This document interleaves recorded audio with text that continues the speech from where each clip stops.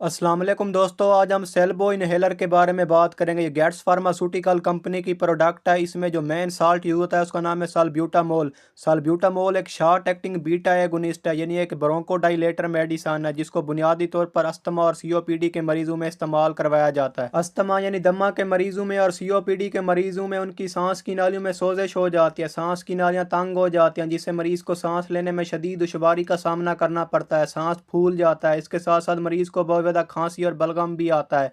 इसके साथ साथ चेस्ट पेन यानी छाती में दर्द रहता है, तो इसको ठीक करने के लिए सेल्बो इनहेलर का इस्तेमाल करवाया जाता है। सेल्बो इनहेलर में मौजूद साल्ब्यूटामोल एक शॉर्ट एक्टिंग बीटा एगोनिस्ट है। ये एक ब्रोंकोडाइलेटर है। ये हमारी सांस की नालियों को खोलता है जिससे मरीज को सांस लेने में आसानी होती है। सेल्बो इनहेलर के अगर डोजेज की बात की जाए तो एक्यूट अस्थमा अटैक में इसको आप 2 से 3 पफ इसके इस्तेमाल कर सकते हैं, दिन में 2 से 3 मरतबा। सेल्बो इनहेलर के अगर साइड इफेक्ट्स की बात की जाए तो इससे आपको हेडिक हो सकता है, टैकीकार्डिया हो सकता है, कप कपाहट हो सकती है। लिहाजा कोई भी मेडिसन आप हमेशा अपने डॉक्टर के मशवरे के बाद ही इस्तेमाल करें।